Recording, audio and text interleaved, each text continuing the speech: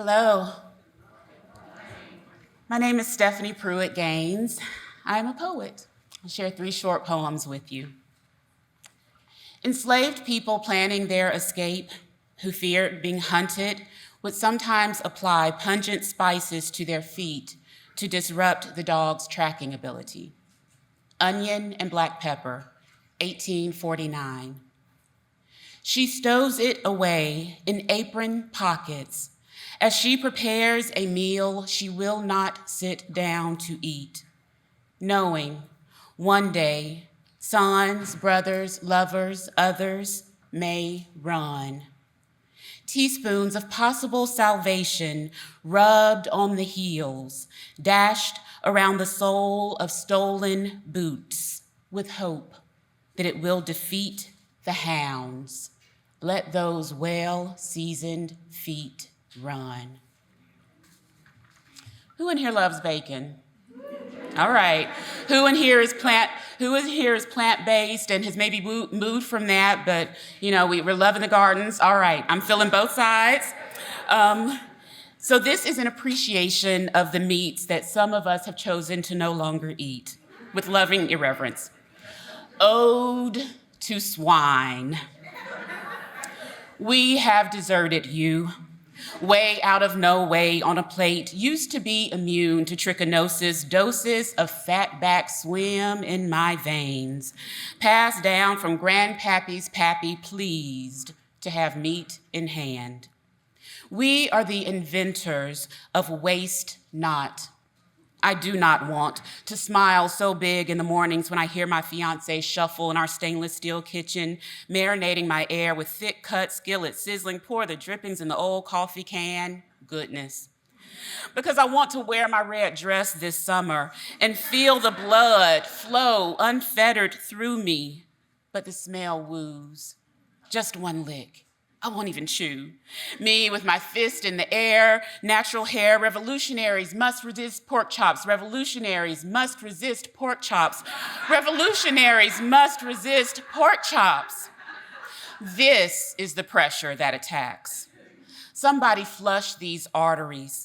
Wash us all, bless our cellular memory of days when hog maws and hoe cakes were not haute couture. Darling, you simply must go down to that soul food establishment in the ghetto.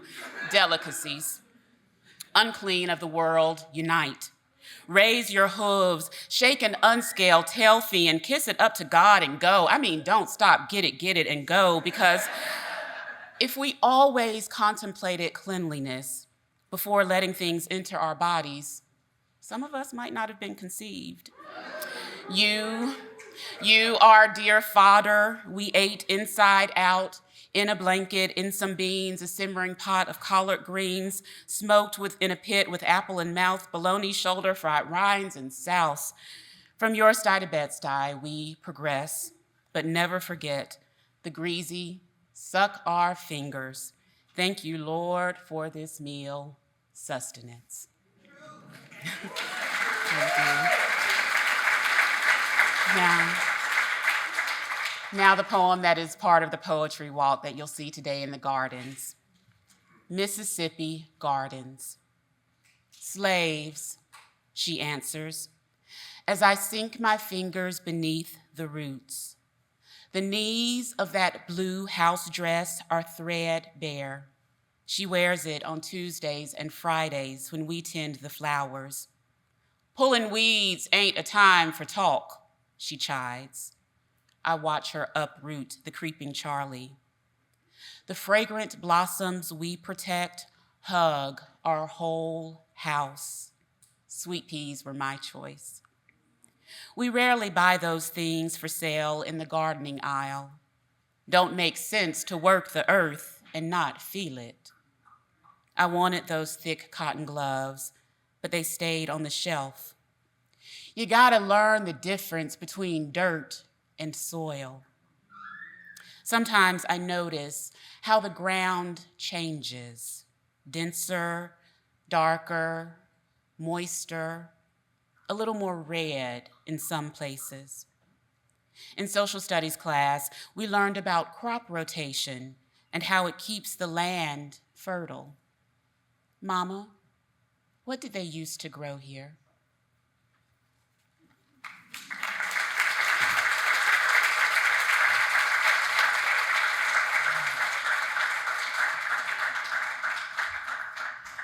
Good morning, everyone. My name is Jennifer Bernstein, and I'm the CEO and William C. Steer Sr. President here at the New York Botanical Garden.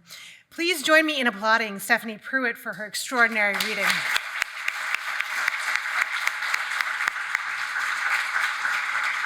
As you heard, Stephanie's poem is included in the Poetry Walk, curated by Cave Canem, America's premier home for Black poetry.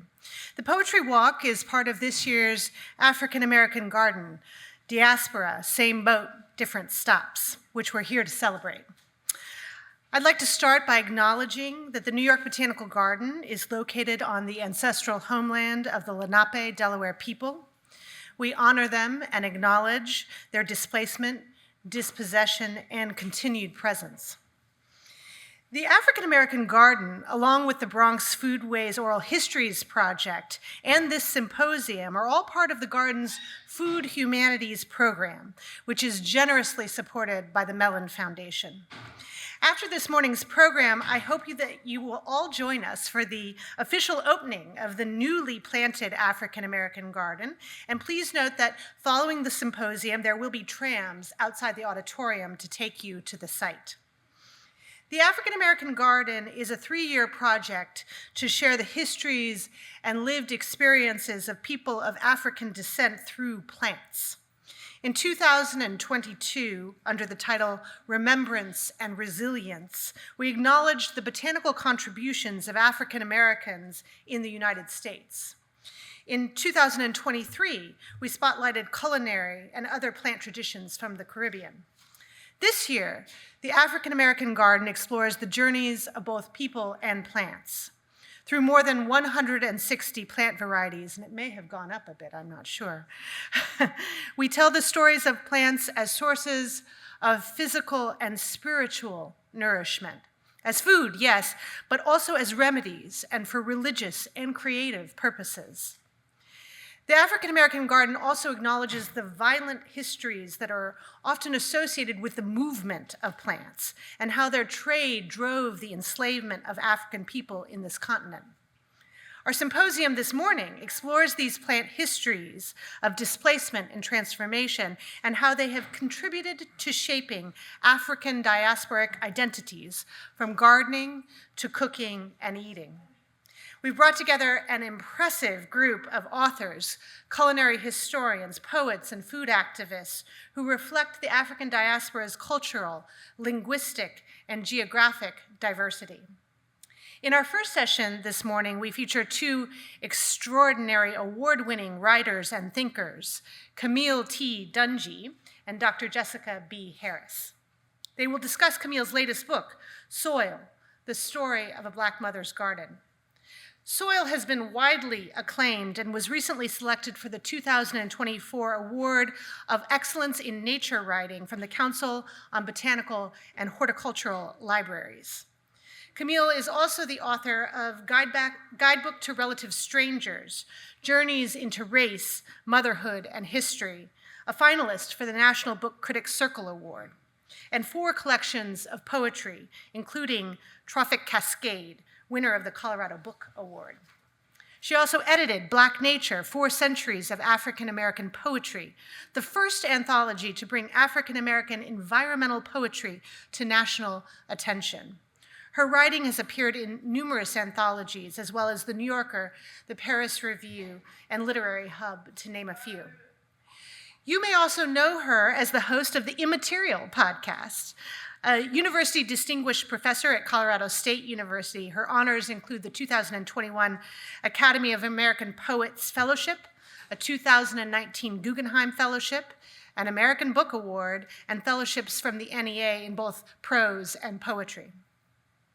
Dr. Jessica B. Harris is America's leading scholar on the food and foodways of the African diaspora and is the curator of the African American Garden. She received the James Beard Lifetime Achievement Award in 2020 and was named one of Time Magazine's 100 Most Influential People of 2021.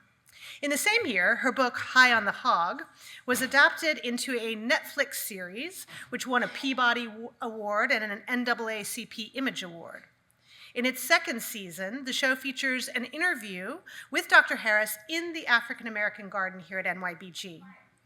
Dr. Harris also serves on NYBG's Board of Trustees. After the conversation, we'll be treated to a poetry reading by Cirrus Castles, whose work is also featured in the Poetry Walk, and a panel entitled A View from the Diaspora. The conversation will explore the presence of African influences in different food traditions. I want to acknowledge all of our wonderful panelists, Portia Wilson, Von Diaz, Adrian Lipscomb, and Erminia Apollinario. I got it the last time. Now, please silence your cell phones and join me in welcoming to the stage Camille T. Dungy and Dr. Jessica B. Harris.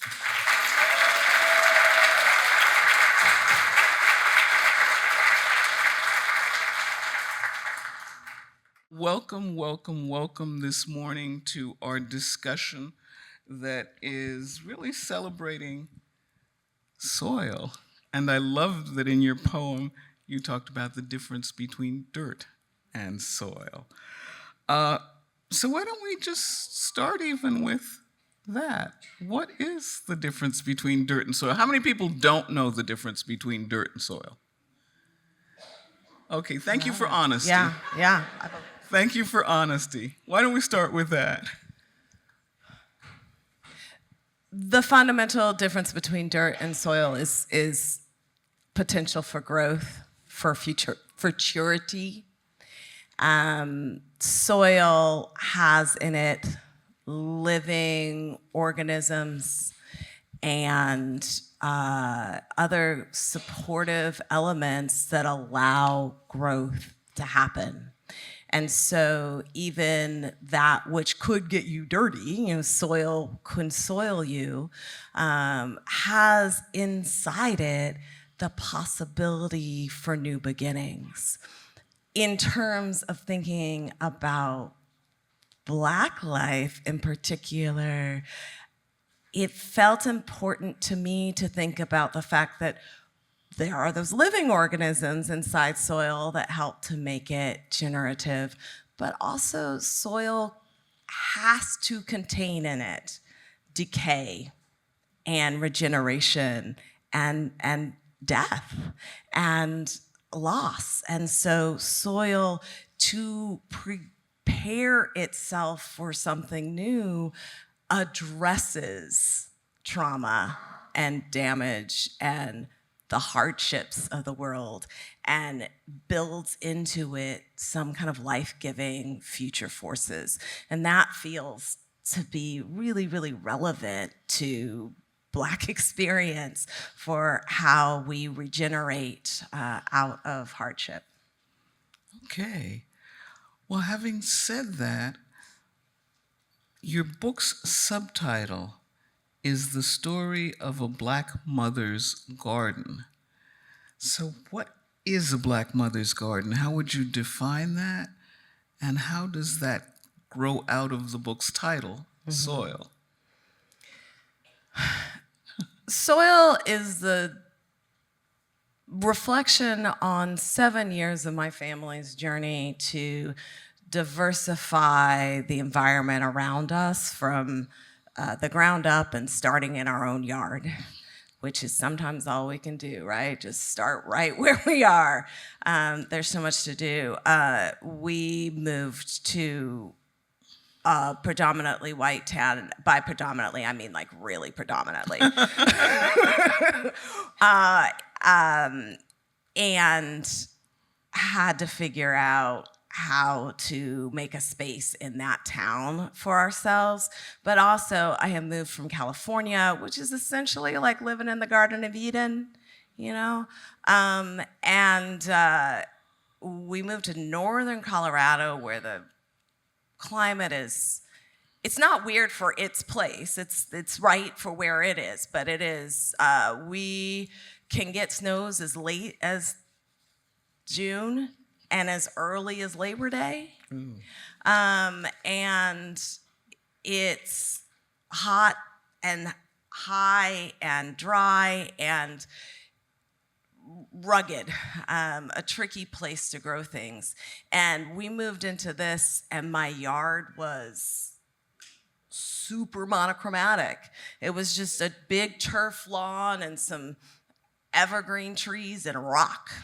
And that was it. And so I was facing these months of nothing to look at but this monochromatic landscape in this predominantly white town. And I just needed some color. I just needed life. I needed other things to see. So in some ways of thinking about this Black Mother's Garden was this desire to create a diverse environment, right? To like build in all these plants that could sustain me and my family and give us color and brightness and excitement. But doing it at the time when I moved into the house, the HOA had these rules about non-standard landscaping. Explain HOA. There is an HOA. Oh, an HOA is a homeowners association. And they can be, they're famous for being very, very strict about their covenants and deciding what you can grow and what color you can paint your house and who can live in the house. So redlining and homeowners associations go hand in hand. These rules and laws about who can live in certain places and how their houses can look and how they can look. So again, here we are, this Black family, having moved into this predominantly white community who's telling me what I can grow in my yard. And I know the history. I know that in 2012, there was a woman named Denise Morrison in Tulsa, Oklahoma, who had her whole yard raised because she was growing medicinal and nutritious plants in her front yard. And that was against the covenants of her community. And she took it all the way to federal court and was not able to get a trial. So the Black Mother's Garden, to me, becomes this space of resistance where I am saying I want to grow what I want to grow, what I need to grow for my pleasure and my survival. I want to try and make a diverse, bright, multicolored space in this landscape that has been homogenized. It's not homogeneous because it naturally wouldn't have been that way, but it has been homogenized by these cultural precepts. And it became clear to me in the process of building the garden and writing the book that the act of gardening was a political act, was an act of activating myself and my community to paying attention to what varieties of life might make possible for others. So a Black Mother's Garden is not a passive garden. It is not simply this place to grow food or have beauty, which are parts of it. It's also a place where I can get instruction and rest to do this work of difficult work of helping make a more robust and interconnected communities. Mm-hmm. And equally instruct others. And help instruct others, yes. Yeah. I mean, and the glorious thing about that is, in the hardback version, I'm not sure if it's in the paperback version, but I would imagine it is, the end papers of the book reflect that going from the monochromatic to the color. We see the full blooming and blossoming of color. The first end paper at the beginning of the book is black and white, and the last one is full color. Right. And also a lot more plants. Well, a lot more plants, right? A lot more everything. Yeah, yeah. It's in both the paperback and okay, yeah. I would hope so. But so what were some of your must-have plants? Well, I came to learn that because of that climate that I described, it was really useful to focus on plants that are indigenous to my place in the world And so I have come to learn a lot more about native plant gardens. And among the plants that I love are sunflowers, which are native to North America. And my sunflowers come back year after year, whether I plant them or not. Like just grow robustly, sometimes 13 feet tall.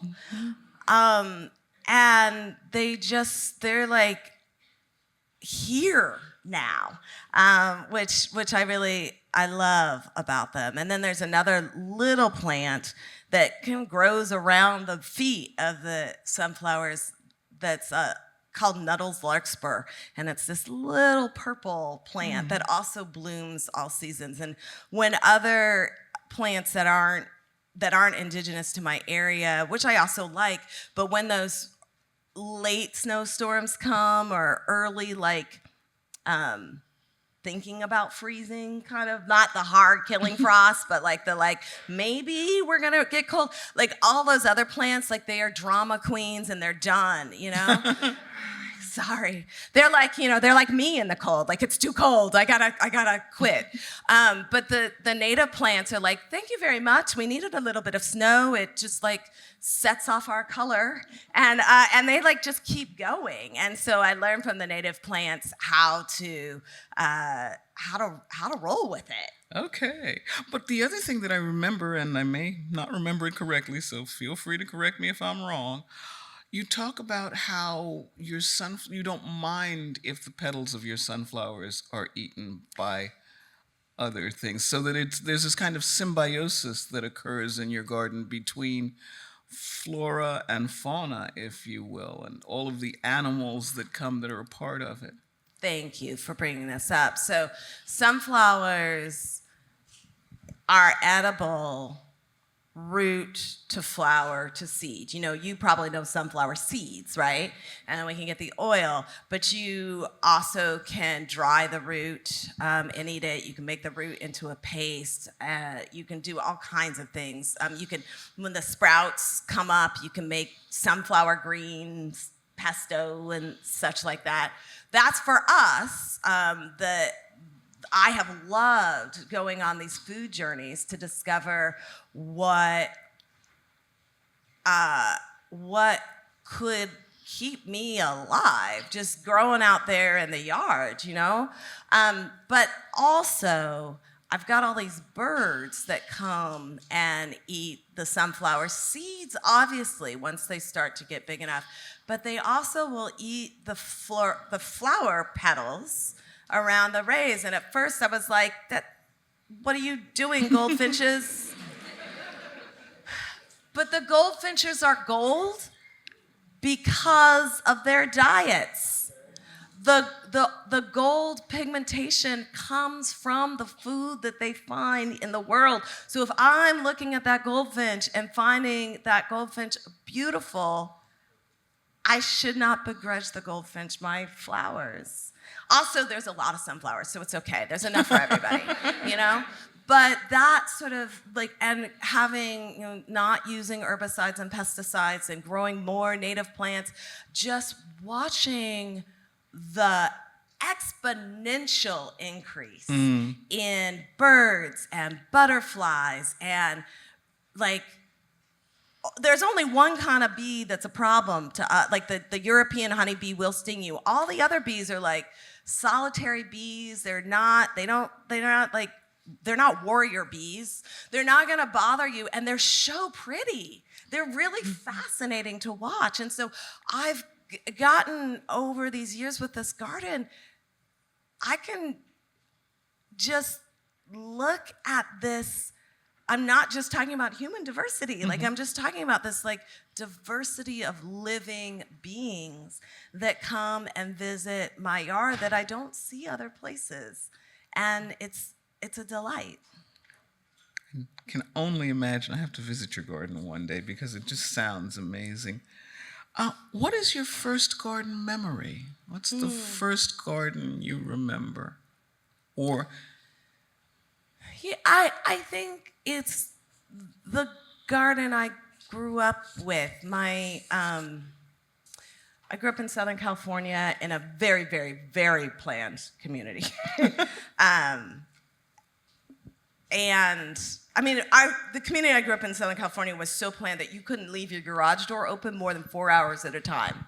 That was like in the rules for the neighborhood because it's unattractive, to have an open garage door. And so when my parents moved into this house in the 1970s, they had built it and designed it and were doing this work to try and make a garden that made sense in Southern California. And so they were waiting and getting consultations from garden expert people and figuring out how to put the irrigation in a low water kind of way. It was probably an economical thing on some points. Like, it's Southern California, it's very dry. You pay for your water in California. And they were like, we don't need to just be spraying a lawn. And then my parents worked all the time, like, who's mowing the lawn? Like, let's make a yard that's beautiful and useful, economical, but also suitable for this place.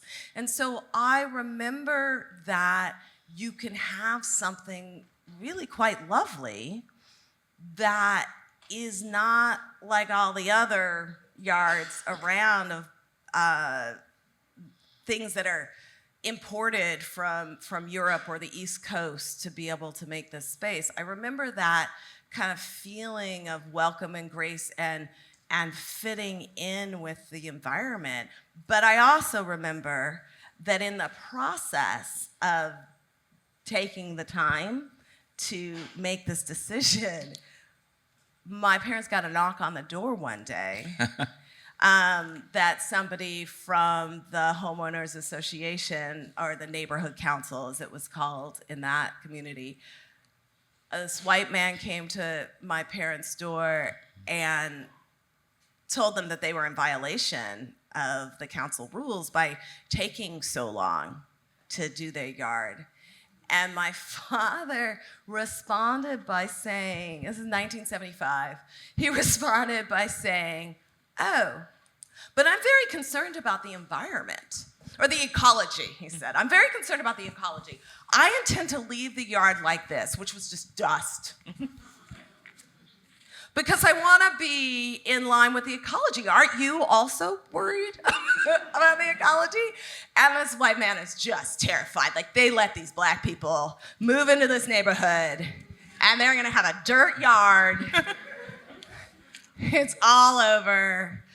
And I just remember that sort of, like, that push against being rushed, and that push against doing things exactly like everybody else, if doing things exactly like everybody else didn't make sense. And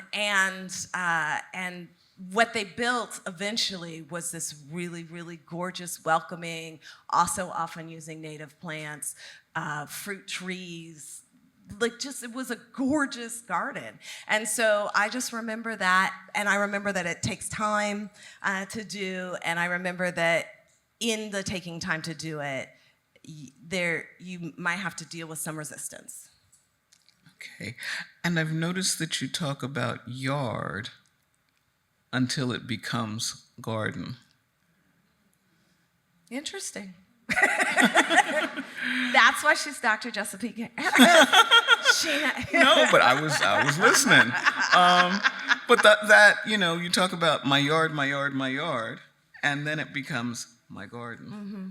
Mm-hmm. When does that transformation occur? Is it one day you wake up and go, oh, it's my garden? Or is it a gradual thing where it slowly morphs from yard into garden? Probably a gradual thing and a never ending.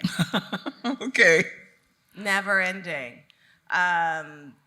Because there's always work to be done. But I think a garden, to me, that word feels more inviting and more as if it's organized partially around aesthetics a yard feels more industrial and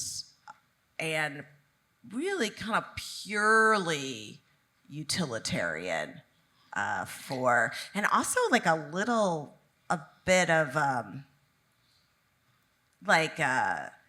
the penal system is in my head when Okay, I hear a like yard the too, prison right? yard? Like a little bit negative. Well, see, that's interesting because maybe I've spent too much time in Brooklyn, but I think of the Jamaican locution, come by me yard, meaning my space. My space. So it's a very interesting idea of when does the space, or what is the space and how does it transfer. But let's move That's on. interesting. Let's move on. Okay. Things to think about. In the garden, what are you most affected by? Sight, smell, touch, or anything else? I love that question. When I lead writing workshops, I often have an exercise where I run people. You can have this prompt and give it to you. I run people through utilizing their five like Western dominant senses: sight, smell, and thinking about what their primary one is. What do they lean on first without even thinking about it? And for me, it's sight. I just write, there's color things and I describe how things look. And then if that first sense is deprived of you for some sense, what's the next one that you turn to? And it's sound for me. And so the next thing that I would think about, the next pleasure that I take from the garden is listening to the birds, hearing the buzzing of the critters, knowing that there is this, it's alive. It's the space that's a community for all kinds of life. And so I love that when I'm writing, that I have you write, then what's your least dominant sense? And I make you write into that for a while, which I will find when I'm writing that I've got the sight down, no problem, and then I can talk about what I hear. But it's a garden. There's smells there. It's my least likely to describe, which means I don't have the language for it as much. And so I work that muscle purposely to get the smells into my writing so you can understand. A part of how I do it sometimes is to ask other people what they smell. And there's a hyssop plant in my yard, and I knew it smelled like something, but I had no way to describe it. And I just asked a guy at a garden store one day. He was like, oh, licorice. Like, he was just like super quick. Oh. And I was like, oh, I hate licorice, so that's not me, but it's root beer. Like, for me, it's root beer is what I'm smelling. And like, once I got that, I was like, cool. And so then I was like, let me compare these plants to food items that I know. There's the one plant that smells like popcorn. And then there's like, once I did that, I was fine. And so I can do that. The other thing I do, by the way, when I'm thinking about this, is I don't limit myself to those five senses that we're talking about. I also think about some of those other senses that I think that in Western culture we do not necessarily give as much emphasis to, but which, if you do pay attention to the world through a sensorial pathways, they do guide you. Sense of history, sense of your body and space, right? Proprioception, those other kinds of senses. And so sense of history, I would say, is my third highest one, because I walk into that garden and I know that I'm walking into the past and the future simultaneously at all times when I'm in that space. And I really like to spend time in that meditation and understand the way that history is ever present in that living world. Sort of in the sense of the regenerative aspect of the garden that you talked about earlier. That is one of the ways. And then another is any of us who live in North America live on land that has Well, been lived on. yes. And so what are the ways in which that history is there? What are the ways that the things that I'm growing in my garden connect me to African diasporic histories, right? Things that we have brought here or depended upon and relied upon, so that I know that on Thomas Jefferson's plantations, people grew sunflowers, and they didn't just grow them because they were pretty. They grew them because of all of those nutritious things that I was talking about before, right?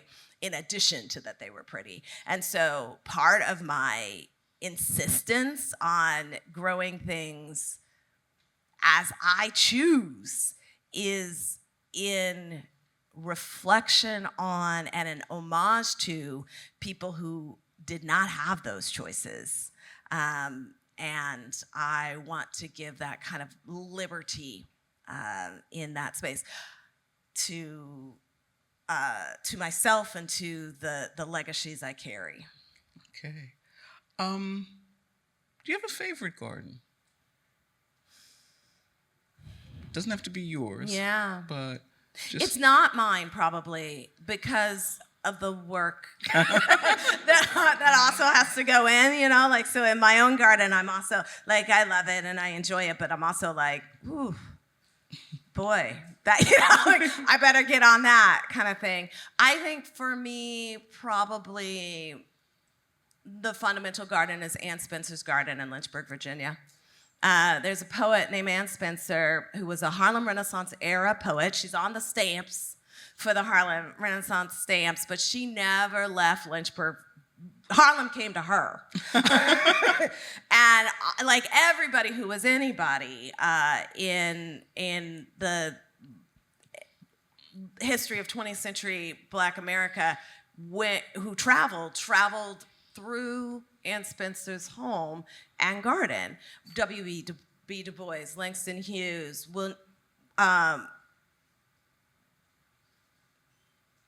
James Weldon Johnson, on and on and on. And so that her garden was this incredible space built, talking about history, built on land her husband's family had purchased right after the Civil War on land that had been a Confederate recruitment site.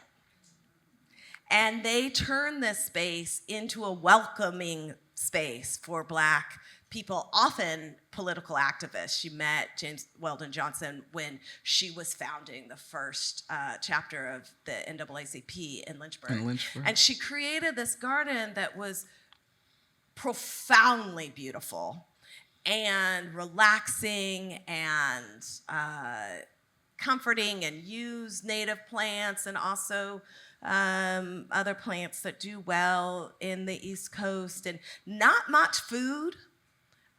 So it was a privileged garden. It wasn't a kitchen garden. It was a garden where it was for her pleasure, for her relaxation. She did have some food, like grapes and things, that she only let the birds eat because the birds did all this pest management work for her.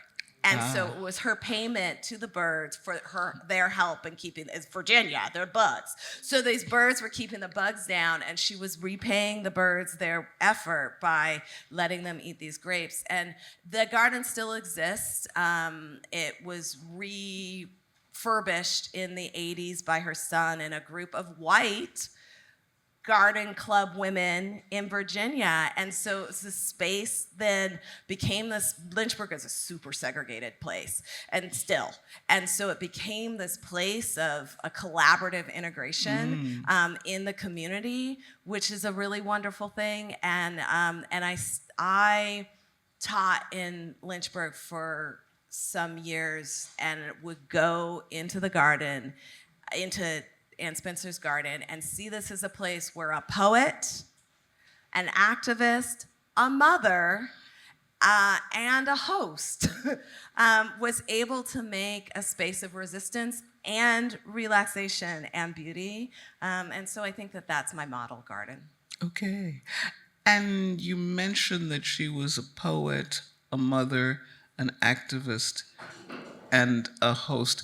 So there's a lot going on. And a librarian. And a librarian, okay. A lot going on in her life. My question to you would be with that, how did she make time? And you may not know this. How did she find time, make time, create time to create this garden? And then again, because you check many of those same boxes, mother, activist, professor, et cetera, podcaster, how do you make time for your garden or find time?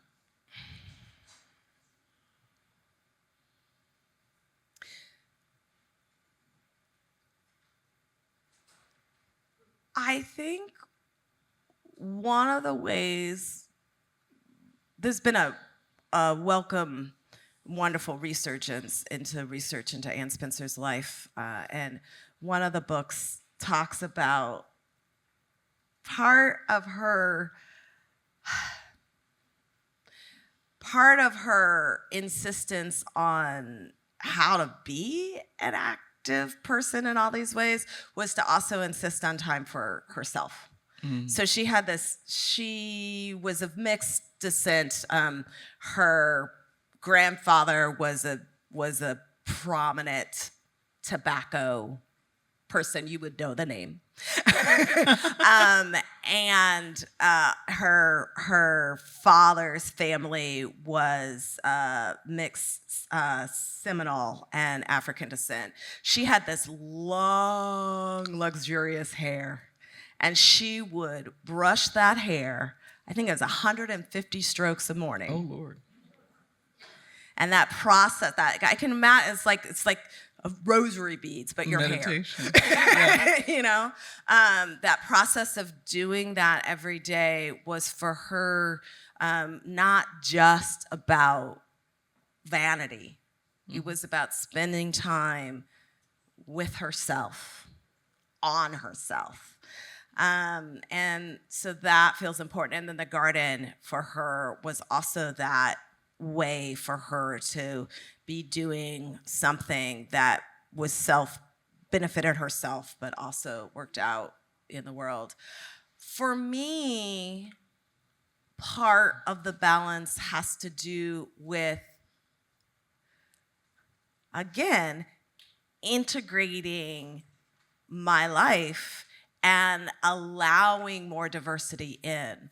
I think that one of the great downfalls of a significant portion of the 19th and 20th century environmental literature canon is a sense that in order to be connected with the greater than human world as an individual, you have to do it as an individual, right? So like people go out in solitude and climb a mountain and connect with nature and become a better man because of that solitary journey into the wild.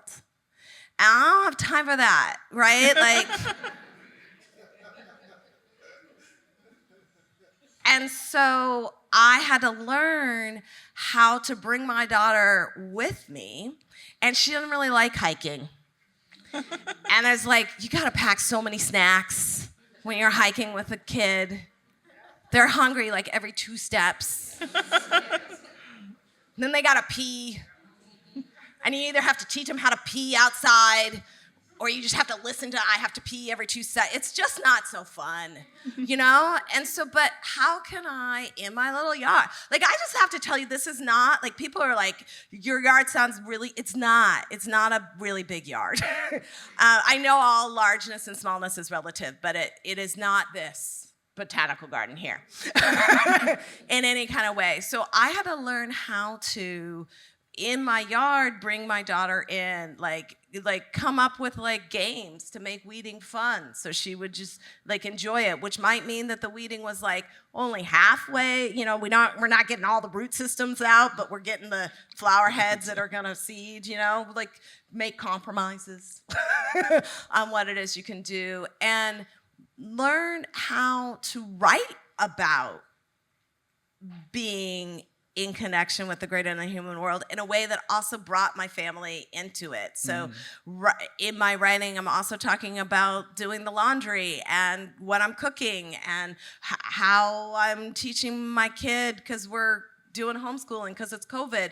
And I wasn't trying to separate and make this garden someplace that I had to experience in isolation, which did two things. One thing, it stopped me from feeling this kind of made up guilt or FOMO about not having a chance to be all by myself in nature. Like, look how, like, it's good to be able to enjoy this with my family and my community. And it also gave me something to write about if I was waiting on the time where I was solitary to be able to write about that. I would be waiting a long time. Okay. We talked about Ann Spencer. Any particular plant you connect with her? And then from that, plants that you connect with specific people. You talk about your daughter. Is there a plant you connect with her? For Ann Spencer, I think of the nasturtium. She has a beautiful poem called Lines to the Nasturtium. And I love the nasturtium.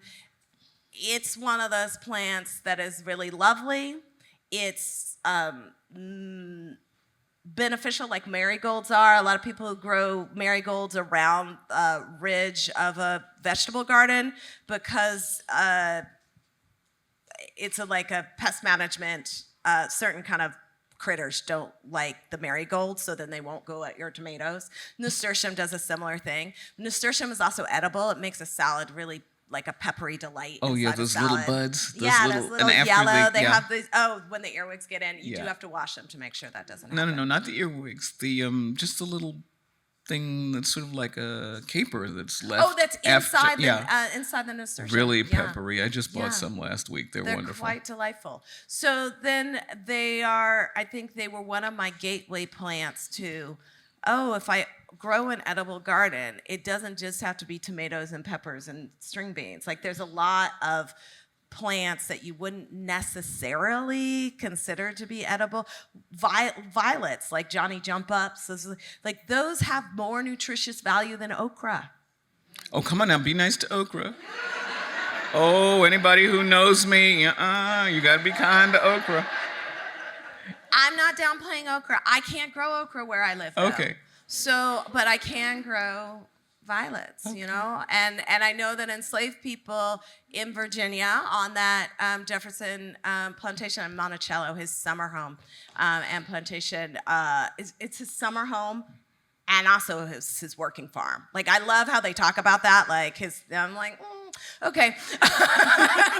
Anyhow, I know they grew Johnny Jump Ups there, and that they're great nutritious food. And so, but nasturtiums were really my gateway into like something that's a decorative a plant. gateway? What? Like the gateway drug? My gateway drug was your the gateway nasturtium. plant? Yeah. Okay. Okay. So plant you connect with your daughter. Her name is Callie, but the calla lily is like one of my favorite plants. And I see them now and I think of her. She's also got Violet in her name. And so you would think that it was the Violet that would be the name, but it's the calla lily for me. Okay. And peonies for my mother. My My mother loves a peony.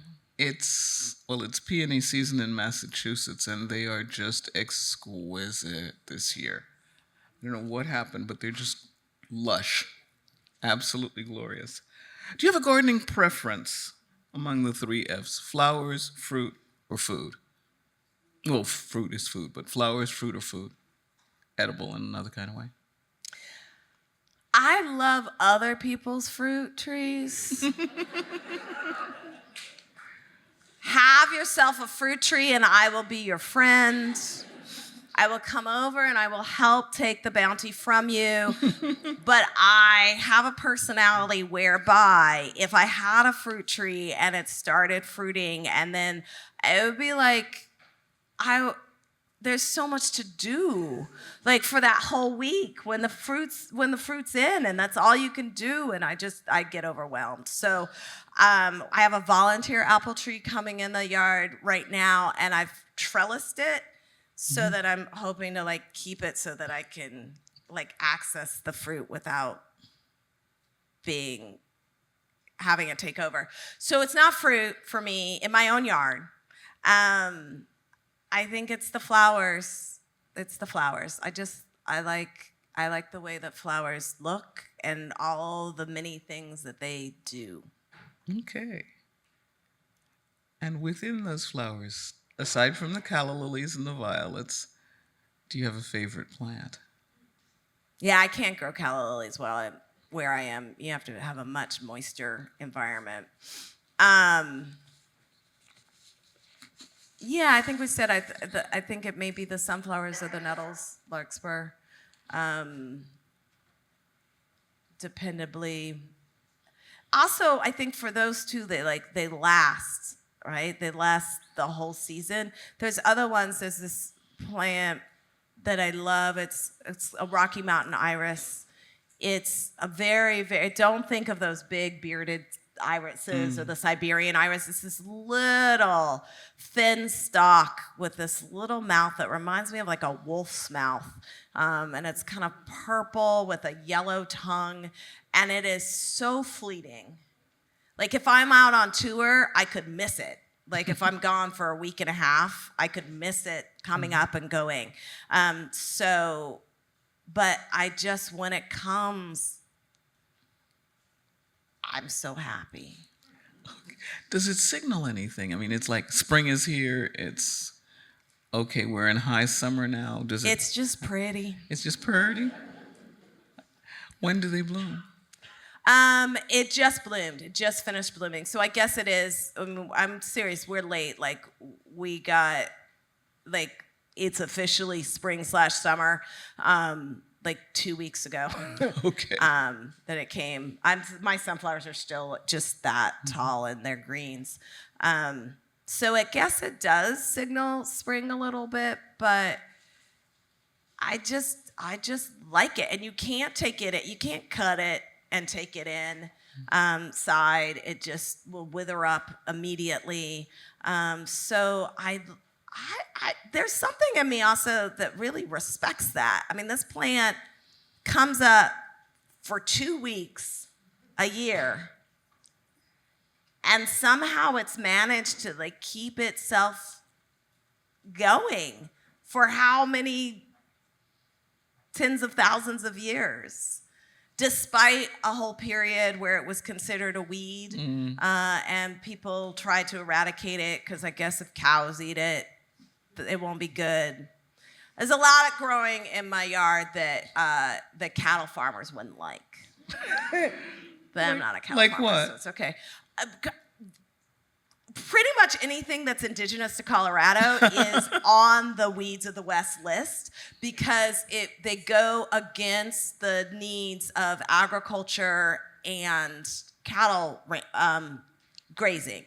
And so there's the Nettles larkspur, milkweed, this iris, all of them are on these weed lists. And so partially I like them because they're like little resistance warriors, you know? Like they're here and they're gonna stay here no matter what, like these kind of outsiders who've come in to say what this land should and shouldn't Cranky be doing plants. try to say. And so I love that I've kind of like built this space of reclamation also for a lot of marginalized botanical life. Okay. So resisting plants. Yes, I like resisting plants. I like plants who are resistors. Yeah. Okay, now to change, just spin a little bit. Are you a home cook? I am. Okay, what is your favorite plant-based dish to prepare? So I'm going to return again. I'm like the anti-Colorado Tourism Board right now. I'm going to return again to those crazy, like, snow squalls that'll just happen. I don't know when. One year we had like a snowstorm, like a lot of snow, like the snowplows had to come out level snowstorm the day after Labor Day. It is not good. And when that happened, the tomatoes were all like, I'm out, you know? And so just before I went and I got all the green tomatoes, and I got really good at making green tomato pickles. Ooh. And then now I actually go to the farm stand and ask for their green tomatoes so that I can make the green tomato pickles. Okay, sweet, sour. They're kind of sour. Mm-hmm. Yeah, refrigerator pickles. So you got to eat them really fast. Go with Come in that season, because my husband doesn't like pickles because he's wrong. Well, he's not wrong. He just grew up here. And so he's like, there is a pickle. Oh. There is a kind of pickle, and it's a New York deli pickle. And besides that, all other pickles are not actually a pickle. Oh. That's his attitude. He needs to be towards pickle. educated. I try. Okay. It's, Okay. What are your pickles good with? I like to put them on a homemade pizza. Okay. With like maybe like a little fig jam and some ricotta cheese, Ooh. and maybe some. I make these like preserved lemons that I make from my friends' lemon trees. I'll like put a call out to Californians in January. Anybody got extra lemons? And make these preserved lemons, and then it's this nice little, the cheese gives it that nice creaminess, and then all those other kind of salty, slightly sour tastes that, and then the figs are that sweetness. So it's a good pizza. It is. Sounds wonderful. With the preserved lemons, oil or no oil? Yes, it's the quartered lemons, salt. Salted. No oil. Quartered oil. lemons, salt, cinnamon, coriander, whole peppers, and no more than 2 cloves. And They'll then take you over. put it in a jar in a paper bag on the counter for 6 weeks, shaking it and burping it occasionally, and then it'll stay in your refrigerator forever. Okay, so variant on the Moroccan way. Yes, it's a variant on the yeah, Moroccan way. okay. Correct. Lovely. So lovely. probably doesn't even have to go in your refrigerator because it's from a place with no refrigeration, but I was raised in the 70s, so. Yeah. We want you around. Yeah, I just have these food safety things that probably, they're like, are you do you put the ketchup in the refrigerator or not? I'm always confused about that. Oh, my fridge is always Everything's full in the because refrigerator. It all goes in all the of the refrigerator, condiments yeah. live in the Yeah. refrigerator. Yeah. So I never have room for anything other than the condiments. I have a friend who puts her condiments in the produce drawer and the produce in the condiment shelves so that she sees the produce and actually eats it instead of the produce being out of sight. It's not a bad It's idea. kind of sounds smart. It's like, because I have no idea what condiments are in the bag. So, once in a while I will reorganize, and it's like, oh my God, I had chutney. Who knew? Anyhow, we are getting ready to end up. Lucas, who is my timekeeper, could you read us something from your wonderful book, please? I will do that. Thank you. I'll read a poem and then a little passage of prose. So this poem came out of, so the book is mostly prose, but to keep in line with the ideas of diversification, I also have a diversity of ways of seeing and describing the world. So there's also photographs. This really amazing photographic artist named Dion Lee worked with pictures that my daughter and a friend of mine took of the garden and made these images. Dion was just in the Whitney Biennial, so I feel kind of like I have a rock star artist in my book. So I was thinking about like what are some of the reasons beyond my personal reasons for working on this garden in this way, and this was one of my answers. Let grow more winter fat, wine cup, western wild rose. So little open prairie left, little waves of blue stem, little fuzzy tongue penstemon, quieter the golden current, nodding onion, quieter now as well. Only a few clusters of Colorado butterfly plants still yawn into the night. Where there once was prairie, a few remaining fireflies abstract themselves over roads and concrete paths. Prairie wants to stretch full out again and sigh.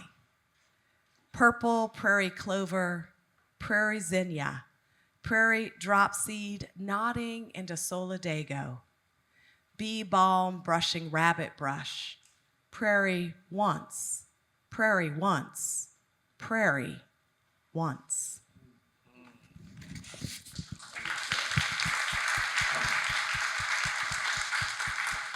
And then prose passage. Dr. Harris and I were thinking a little bit about time and some of the ways that I talk about time in this book, which is not an unlimited resource, right? For some of them, for some of us. And so these two little chunks from the book are going to talk a little bit about the way that might show up. During the late 1960s, Lucille Clifton starts a poem with these lines. Dear Mama, here are the poems you never wrote. Here are the plants you never grew. Even early in her career, Clifton thought about the creativity some women never managed to cultivate. She wrestled with the responsibility she felt, perhaps the honor, to find a way to write poems despite obstacles. Her pen grew what one dictionary calls an arrangement of living materials, a garden. But if they value their art, women writers, especially women of color, and most especially mothers, must steal their own time to grow such gardens. Heists like these are not easily executed. Maybe I don't see mothers in the canon of environmental literature because it has long been impossible for mothers to write narratives of a world where they can wander alone in the open, pausing long enough to let grasshoppers eat sugar from their hands. Reference to Mary Oliver. Maybe I don't see mothers in the canon of environmental literature because it's impossible for most mothers to create a world where they have nobody to think of but themselves. If I think about people who have fought to protect time and space, I want to be careful about the kinds of people that an easy phrase like fought to protect might leave out. I'm in Lynchburg now. As in many American towns above and below the Mason-Dixon line, racial segregation in Lynchburg meant white ambulance drivers, as well as guards and nurses and doctors at the hospital, would refuse Black patients. In this part, I'm talking about why my mother was born in her godmother's house, and the reason for her love for peonies is because they featured in her yard. And so in spaces like that yard that Ann Spencer built or my mother's godmother, people like Ann Spencer and Ann Gilliam created organizations like the NAACP that fought to protect Black lives. And these men and women and children wrote letters and marched and set up phone trees to efficiently share information and bailed protesters out of jail and walked their own bodies through spitting mobs and formed picket lines between segregated businesses and slur-casting crowds and mimeographed thousands of flyers and made meals for busy organizers and made more meals for grieving families and provided their cars as alternative transportation for people boycotting racially segregated transportation lines and opened their homes to Black travelers and sent flowers cut from their own gardens to meetings and funerals because the white florists would not sell flowers to Black people. So Black people grew their own beauty and dug in and continued digging wherever and however the digging was needed. Walking in a municipal garden in Fort Collins one late May afternoon, I pointed to a bushy burst of new green stalks. Without hesitation and with a huge smile, Mom said, "Oh, those are peonies." They reminded Mom of her godmother, Alice. She loved the forceful, steady perfume of a peony flower to this day.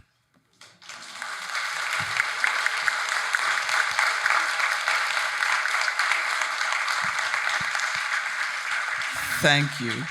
Thank you, Camille. Thank you so much.